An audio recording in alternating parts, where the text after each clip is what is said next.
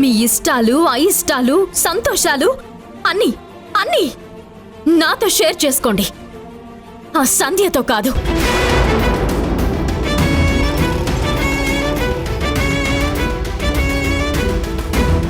అయినా ఆ సంధ్య మొగుడు వచ్చి ఏదో వాగాడని వాడి గురించి మీరెందుకు బాధపడుతున్నారండి? వదిలేసేయండి. ఇక నుంచి మీ మనసులోంచి ఆ సంధ్యని అరెస్ట్ చేసేయండి.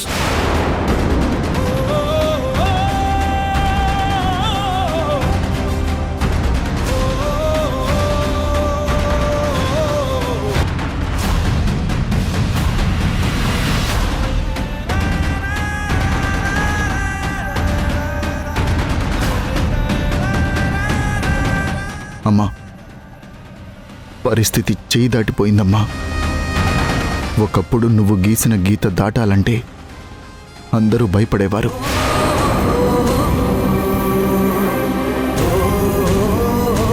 కానీ ఇప్పుడు నీ కళ్ళెదుటే నోటికొచ్చినట్టు పెద్ద పెద్ద మాటలు మాట్లాడుతూ నీకు నీ మాటకు విలువ లేకుండా చేస్తుందమ్మా వింధ్య. నా భార్య ఇప్పుడు నా చెప్పు చేతుల్లో లేదమ్మా. నాకే విలువ ఇవ్వని వింధ్య నీకు విలువ ఇస్తుందనుకోవడం అత్యాశ అవుతుందమ్మా.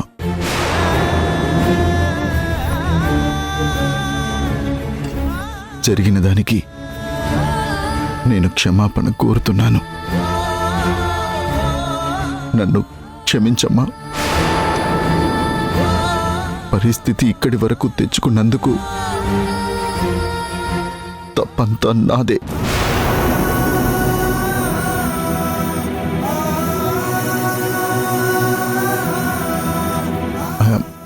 ఐ యామ్ వెరీ సారీ అమ్మా.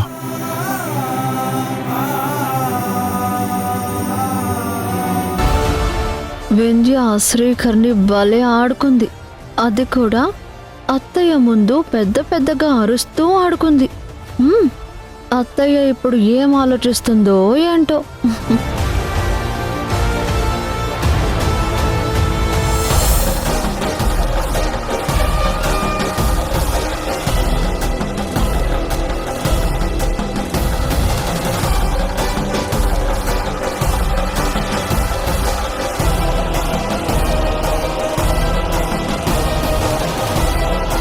శ్రీకరం, ఏమైందిరా?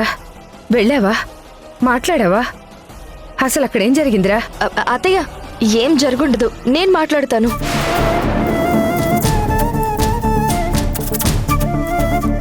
ఏంట్రా అలా ఉన్నావు?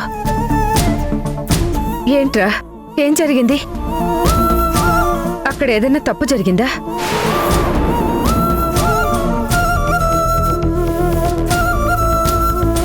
సంధ్య టైం కాని టైంలో వస్తుంటే వాణిగారేం మాట్లాడలేదా?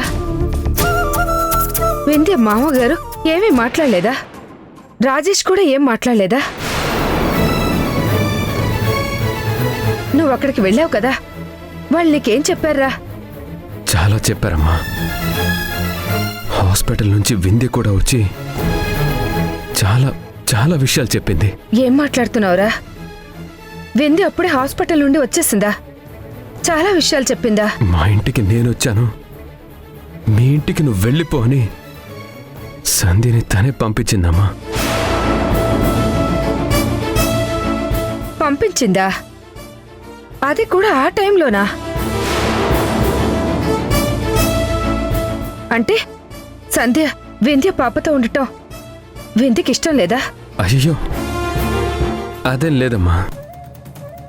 నా కుటుంబం గురించి ఇంతలా ఆలోచించావు, నీ కుటుంబం గురించి కూడా నువ్వు ఆలోచించుకోవాలి కదా. అక్కడ నీకు కుటుంబం ఉంది, భర్త ఉన్నాడు.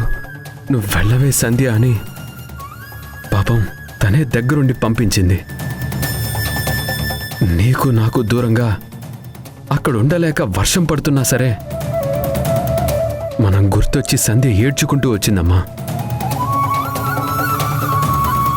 అంతకు మించి మనం భయపడినట్టు ఏం జరగలేదు. అమ్మయ్యా, నేనెంత కంగారు పడ్డాన్రా. అమ్మ సంధ్య, నీకు నీ స్నేహితురాలన్న ప్రాణం, మేమన్న ప్రాణం. ఎంత ఎమోషనల్గా ఉంటే ఎలా అమ్మా? ఒక్క పూట అక్కడే ఉండి ఉదయాన్నే వస్తే ఏమయ్యేది? సరే సరే, మొత్తానికి ప్రాబ్లం అయితే ఏం లేదు కదా.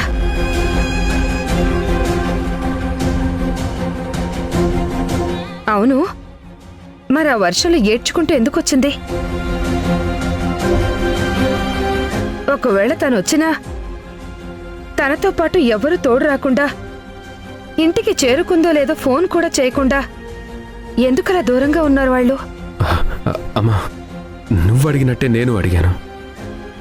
కానీ నేను స్వయంగా నీ చేయి పట్టుకొని తీసుకెళ్తాను సంధ్య అని వింధ్య గారే అన్నా సంధ్య ఆగకుండా వచ్చేసిందంటమ్మా. తను బలవంతంగా వచ్చేస్తే వాళ్ళు మాత్రం ఏం చేస్తారు? తప్పు సంధ్యదేనమ్మా. 100% తప్పు సంధ్యదే. ఏం తప్పురా?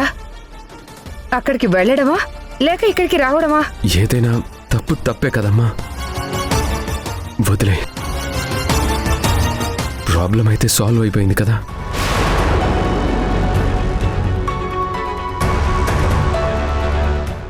ఏంటమ్మా సంధ్య, వీడేం చెప్తున్నాడు?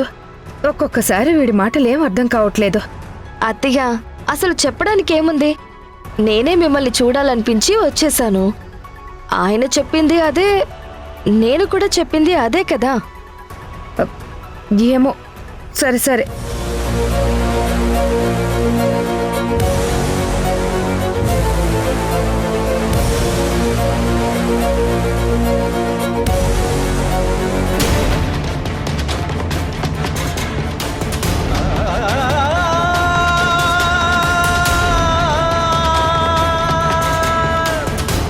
మీ ఇంట్లో ఉండాల్సిన నీ భార్య నీతో కాకుండా పరాయి మగాడితో తిరుగుతుంటే నువ్వేం చేస్తున్నావు? నా కాపురం కూల్చడానికి వచ్చిన సవతి అది. నువ్వే దగ్గరుండి నీ భార్యని నా భర్త దగ్గరికి పంపిస్తున్నావని నాకు అనుమానంగా ఉంది.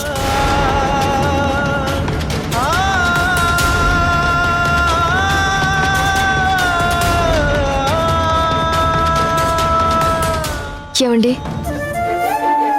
ఎందుకండి నాతో ఒక్క మాట కూడా చెప్పకుండా మీరక్కడికి వెళ్ళారు? వింధ్య మిమ్మల్ని అనరాని మాటలు ఏమైనా? నీ జుట్టు పట్టుకొని వింధ్య అలా బయటికి గెంటేస్తే నువ్వెలా తట్టుకోగలిగావు సంధ్య?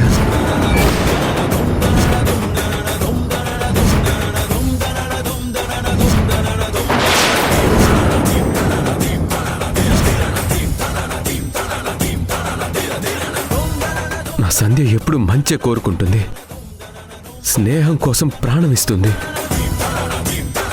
అలాంటి సంధ్యని అర్ధరాత్రి అవమానపరిచి మెడ పట్టి బయటికి గెంటేసింది ఆ వింధ్య.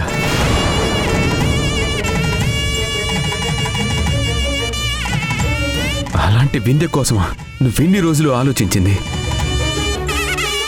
అలాంటి వింధ్య కోసమా నువ్వెన్ని రోజులు పరితపించిపోయింది?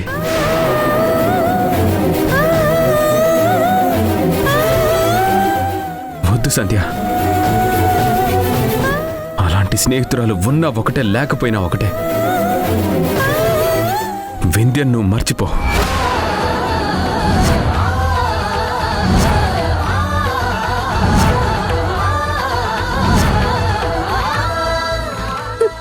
మీకు దండం పెడతాను, నా వింధ్యని మర్చిపోయి నేను బ్రతకలేను. ఈ ఊర్లో ఉంటే నా ప్రాణమంతా వింధ్య వైపే లాగుతుంది. వింధ్యతో మాట్లాడాలనిపిస్తుంది, వింధ్యని చూడాలనిపిస్తుంది. వెళ్ళిపోదామండి. మనం ఈ ఊరికి దూరంగా ఇంకెక్కడికైనా వెళ్ళిపోదాం. ఏం తప్పు చేశామని వెళ్ళిపోదాం?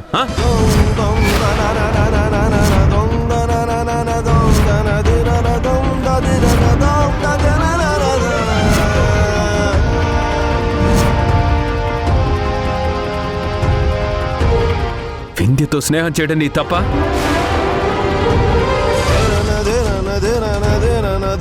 వింధ్య బిడ్డ ఆకలి తీర్చడం నీ తప్ప?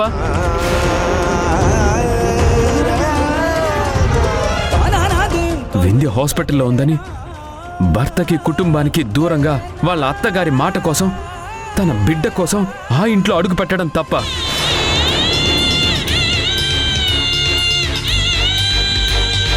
స్నేహితురాల గురించి ఇంత ఆలోచించిన నీకు ఆ వింధ్య ఏమిచ్చింది? తన భర్తతో లేని సంబంధం అంటగట్టడం.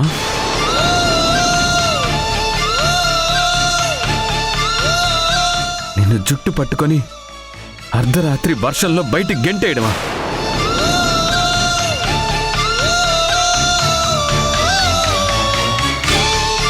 లేదు సంధ్య, ఇది నేను పుట్టినూరు. ఎవరో మొన్న నిన్న వచ్చిన వాళ్ళ కోసం ఈ ఊరు వదిలి వెళ్ళిపోవాల్సిన అవసరం నాకు లేదు.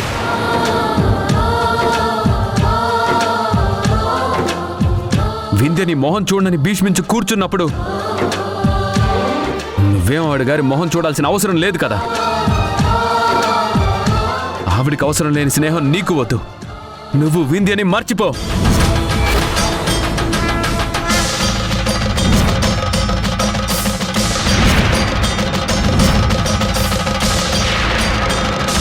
ఈ ఊరు విడిచి దూరంగా వెళ్ళిపోవడం అంటే తప్పు చేసి పారిపోయినట్టే. ఇటు ఉదయించే సూర్యుడు అటు ఉదయించినా నా సంధ్య ఎప్పుడు ఏ తప్పు చేయదు.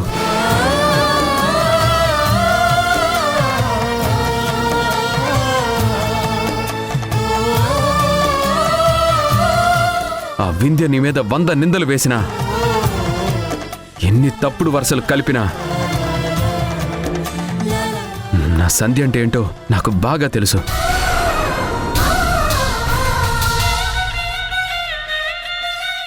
మనం ఎక్కడికి వెళ్ళాల్సిన అవసరం లేదు, ఎవరికి భయపడాల్సిన అవసరం లేదు.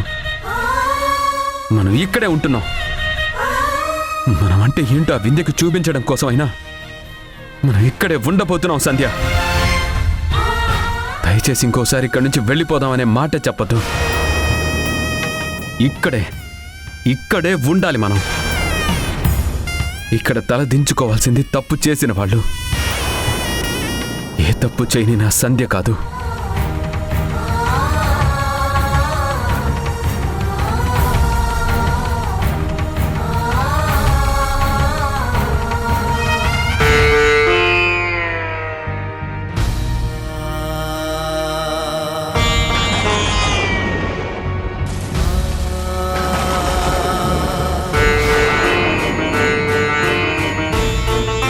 సంధ్యని నా భర్తని కంట్రోల్ చేయకపోతే వీళ్ళిద్దరూ కలిసి మరో బిడ్డని కన్నా ఆశ్చర్యమే లేదు.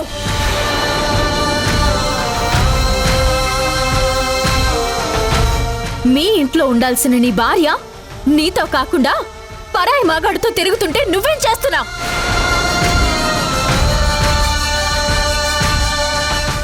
మిమ్మల్ని సంధ్య క్షమించినా నేను క్షమించను వింధ్య గారు.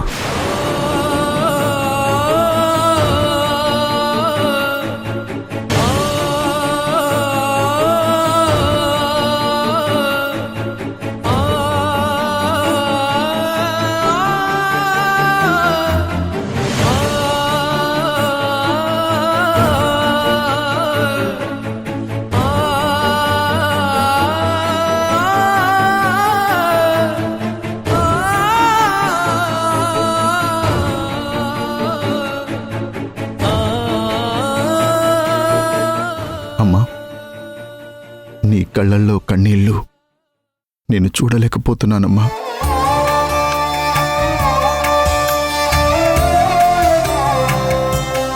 నీ మౌనం ఈ ఇంట్లో తెలియని భయంగా ఉందమ్మా.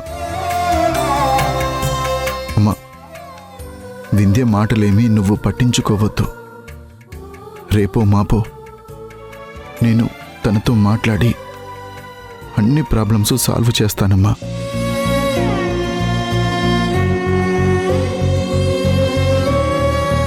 దయచేసి నువ్వవన్నీ ఆలోచించి బాధపడొద్దమ్మా. సంధ్య గారిని జుట్టు పట్టుకొని వింధ్య ఇంట్లో నుంచి బయటకు నెట్టేయడం, పాపం ఏమీ తెలియని శ్రీకర్ గారిని అవమానిస్తూ మాట్లాడడం నాకు తెలుసు. ఇవన్నీ నీకు ఇష్టం ఉండవమ్మా.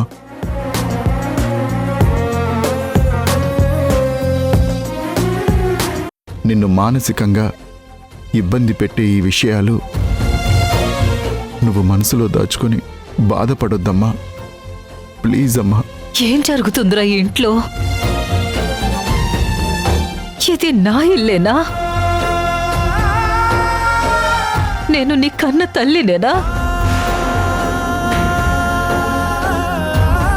నేనసలు వింధ్యకి అత్తేనా? ఏంట్రా వింధ్య అలా మాట్లాడుతుందేంటి?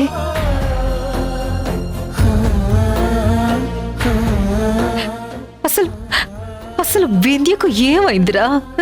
నేను చూస్తుంది వింధ్యనేనా? అవునత్తయ్య, మీరు చూస్తుంది వింధ్యనే.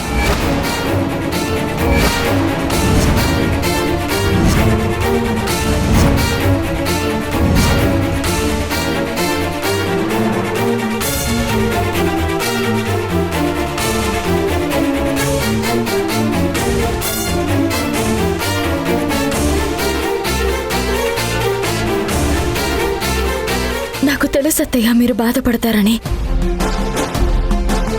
ఈ విషయం మీకు చెప్పకుండా నాలో నేనే ఎంత బాధపడ్డానో, ఎన్ని నిద్రలేని రాత్రులు గడిపానో నా ఒక్కదానికే తెలుసు. 4 గోడల మధ్య నా సమస్య పరిష్కారం అవుతుందని నేను ఎంతగానో ప్రయత్నించాను.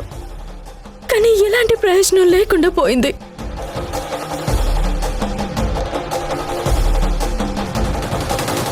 అయినా సంధ్యని మర్చిపోలేరు. సంధ్య కోసం రక్తం ఇస్తాడు, సంధ్య కోసం ప్రాణాలిస్తాడు, సంధ్య కోసం ఏమైనా చేస్తాడు. నాకు నరకంగా ఉందత్తయ్య.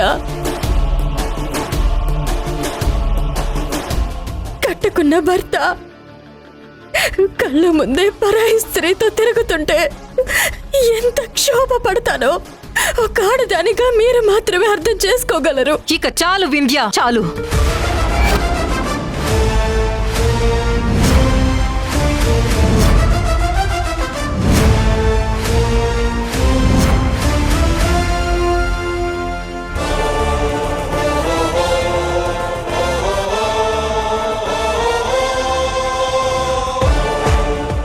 ఏం మాట్లాడుతున్నా వింధ్య నువ్వు?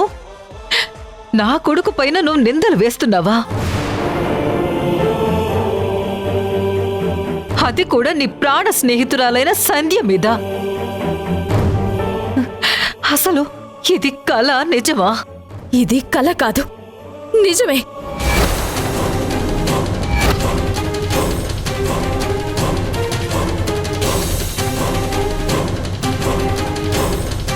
ఈ విషయం తెలిసినప్పుడు నేను కూడా మీలాగే బాధపడ్డాను. కానీ మనమందరం అనుకున్నంత గొప్ప వ్యక్తిత్వం సంధ్యకి లేదత్తయ్యా.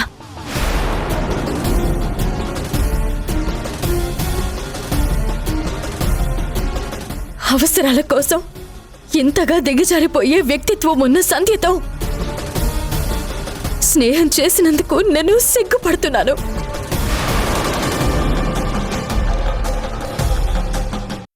ఇన్నాళ్ళు మీరు వద్దు వద్దు అంటున్నా సంధ్యని నేను నెత్తి మీద పెట్టుకున్నాను. నన్ను క్షమించండి అత్తయ్య. ప్లీజ్ అలా మాట్లాడుకు వింధ్య. నీకు చేతులెత్తి వేడుకుంటున్నాను.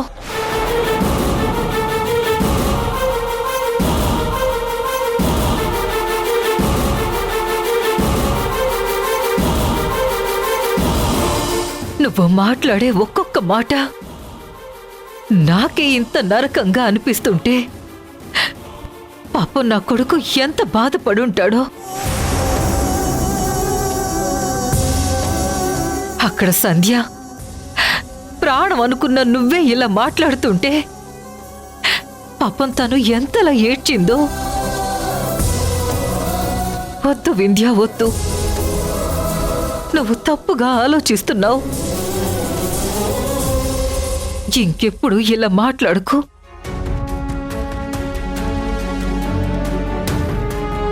నా కొడుకు అలాంటి వాడు కాదు. ఆ సంధ్య కూడా అలాంటి అమ్మాయి కాదు. ఇప్పుడే ఈ ప్రాబ్లంని క్లియర్ చేస్తాను. మీ ఇద్దరిని కూర్చోబెట్టి నేను మాట్లాడతాను. నీ జీవితాన్ని నువ్వు నాశనం చేసుకోవద్దు వింధ్య. రా. ప్లీజ్ అత్తయ్య, వదలండి.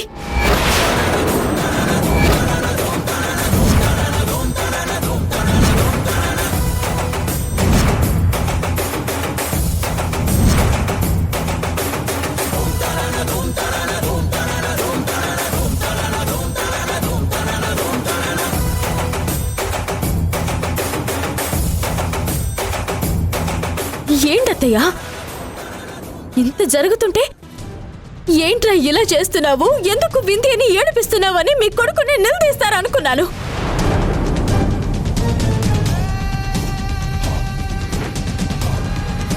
సంధ్యని ఓదార్చడానికి నన్ను రమ్మంటారేంటత్తయ్యా? అంటే నా కాపురం ఏమైపోయినా మీకు పర్వాలేదా? నా భర్త నాతో అన్యోన్యంగా ఉండట్లేదు. నాకు పంచాల్సిన ప్రేమ ఆ సంధ్యకి పంచుతున్నాడు.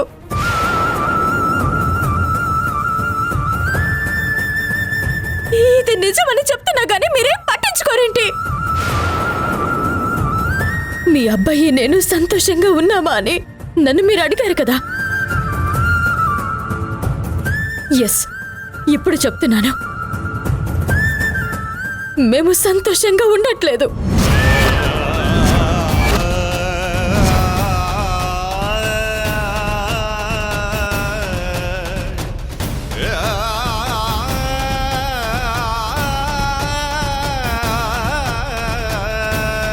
దానికి కారణం ఆ సంధ్యే. నా గదిలోకి వచ్చిన నా భర్త నా గురించి ఆలోచించట్లేదు, ఆ సంధ్య గురించి ఆలోచిస్తున్నాడు. ఆ సంధ్య గురించి రాస్తున్నాడు, ఆ సంధ్య గురించే బాధపడుతున్నాడు. ఆయనకు కావాల్సింది నేను కాదు, ఆ సంధ్యే.